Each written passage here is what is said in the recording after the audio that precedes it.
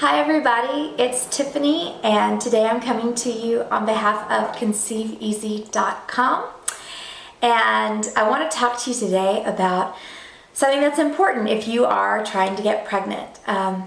You may be wishing that you had paid closer attention in your middle school health classes to the reproductive cycle and the whole science behind it, because as you're probably discovering, it's really important to understand exactly how your body is working so that you can increase your chances of getting pregnant quickly.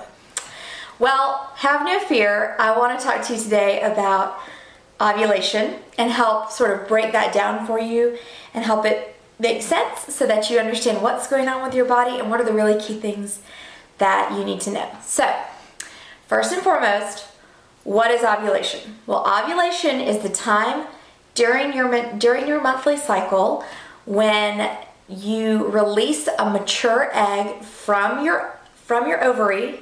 It goes down through your fallopian tube and comes into the uterus. The uterus has been waiting for this mature egg to come and has been very busy and has created a very nurturing environment in the event that this egg gets fertilized. So the uterine lining has been thickened and it's just there and waiting, and so that when the egg comes down, it's got a great habitat in which to wait to see if it will become fertilized. If it does not become fertilized after a period of time, the egg does disintegrate and the uterine lining, as well as some additional blood, is shed.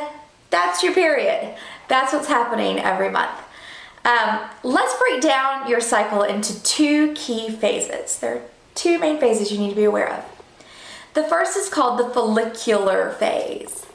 This starts on the first day of your period. It's important to know that whenever we talk about your menstrual cycle begins on the day your period begins and ends right before your period begins, again, essentially, however long that might be for you.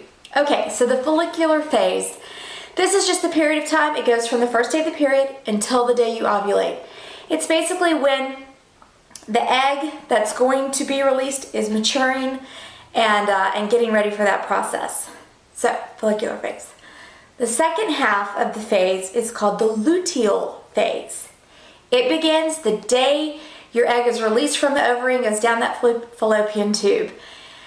And this phase of the cycle, there's less variation from woman to woman as opposed to the follicular phase where there can be a wide variation in time.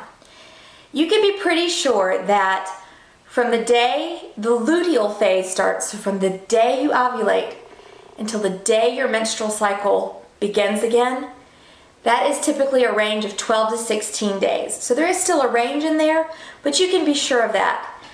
So as you're trying to figure out when you're ovulating, you can count back that far and get that window. That's a more sure thing as opposed to the follicular phase, which that can really vary widely as to how long that phase lasts from woman to woman.